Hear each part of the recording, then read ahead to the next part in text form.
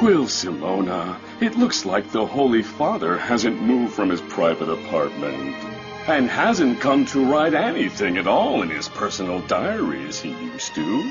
I think, Matteo, that he must be feeling very bad. It's such a pity. Oh.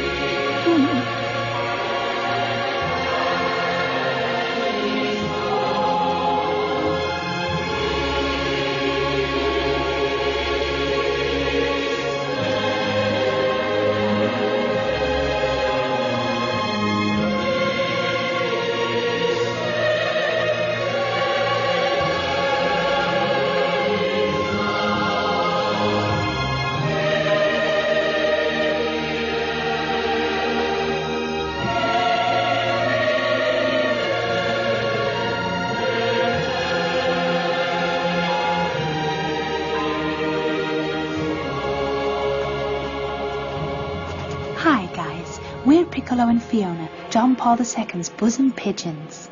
The Holy Father died in peace last night at 9:37 p.m. in his private apartment. He knew he was going to meet the Grandfather. He suffered everything with serenity, even with the sweetness of a father. He fought to foster the faith until the last days of his life. Defender of the weak, of the exploited ones, of all the victims and prosecuted, defender of freedom and truth.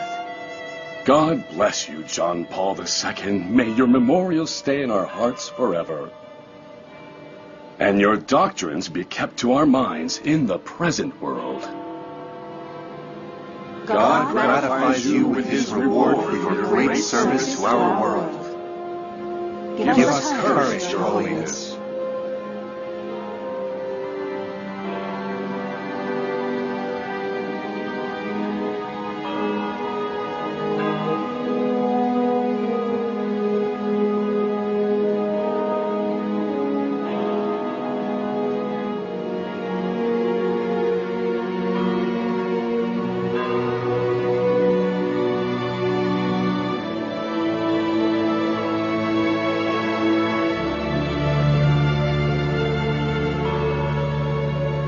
With a great sadness, we face the reality of the death of our Holy Father, John Paul II.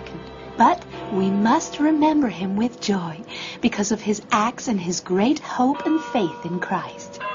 The Pope was a real Christ's apostle. You're right, Fiona. You all know that the day of his death coincides with the first Saturday of the month, which is the Virgin Mary's Devotion Day, of whom he was very, very fond. Yes, and in Australia, the date coincides with the Sunday of the Divine Mercy, a devotion the Holy Father promoted in a very special way. Do you remember, Piccolo? When we first met Carol? We've always been told by our ancestral pigeons that he was this tender to all of us, because we represent peace and harmony around the world. Karol Wojtyła was a man full of love and faith. His life was a peculiar one. There you are. Eat, my little white doves. His life was a peculiar one. He was born in Wadowice, Cracovia in 1920. He lost his mother when he was a child and was raised in faith and Christianity by his father, a Polish army officer. Lolek, as he was called as a boy, was an optimistic, lovely child, somewhat chubby, with a sweet tooth for Wadowice cream pies. He would always go to Mass and was the first of his class at school. He also used to play football, loved to be goalkeeper.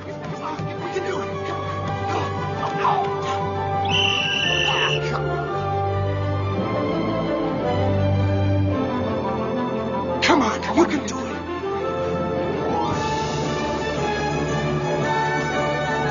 Come on.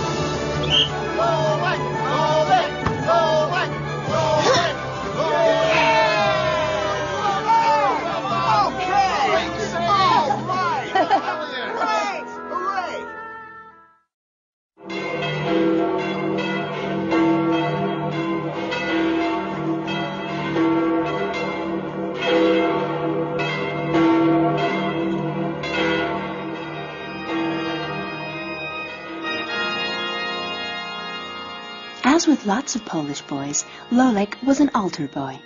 It is said that the painful loss of his mother and sister, whom he never got to know, brought him his Marianne devotion, a fact that would determine his melancholic nature. His great love for the Virgin Mary grew precisely from this maternal absence at a very early age. It was God's will.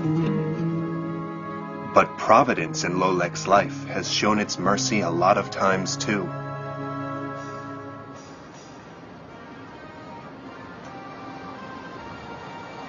In autumn 1930, Lolek was 10 years old and lived with his father, and his brother Edmund finished his medicine career in Cracovia. One day while he was leaving school, something wonderful happened. Before lunch, while he was playing with his classmate, Boguslav, the son of the restaurant's owner.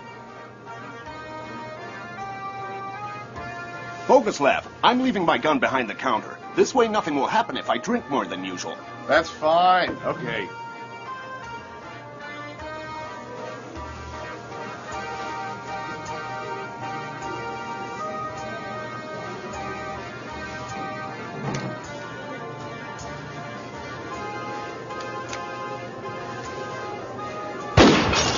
In the end, it was just a fright. Throughout his life, God saved Lolek's life several times so that he could develop his religious mission on earth.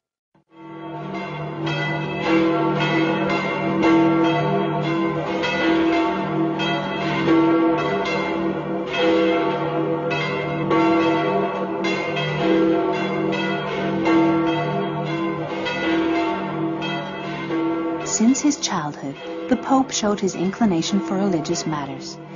The love he felt for God, he extended to his father, and especially to his brother Edmund Wojtyla, who he affectionately called Mundek. Between them existed a great friendship, even though Edmund was a prestigious doctor and some years older than him, with whom he used to share long walks through the mountains, and the affection for skiing, activities he would continue practicing all his life. You're tired, right? There you go. Huh? They're my favorite. I love them.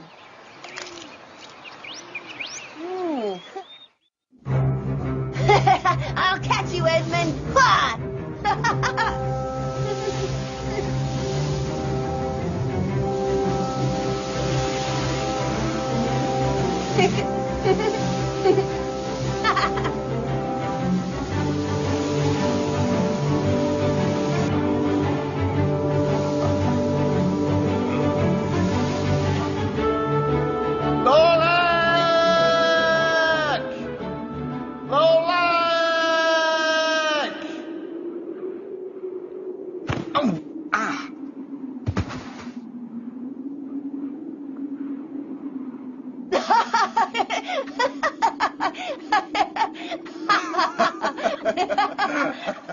But this friendship lasted a short time, seeing that in his youth Edmund caught scarlet fever from one of his patients and died when he was only 26.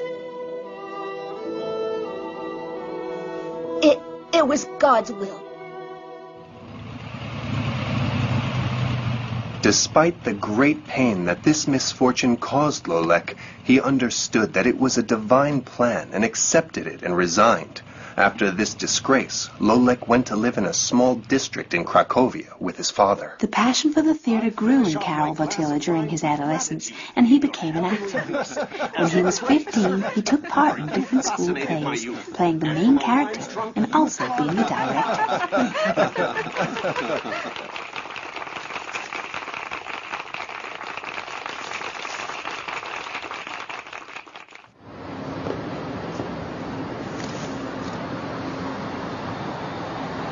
He finished his secondary studies at Ładowice Marcin Ładowice. He began his studies at the Cracovian Jagiellonic University and at a theater school.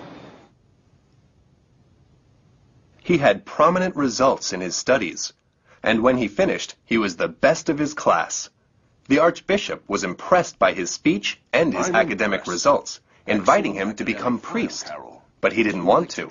He wanted to become an actor.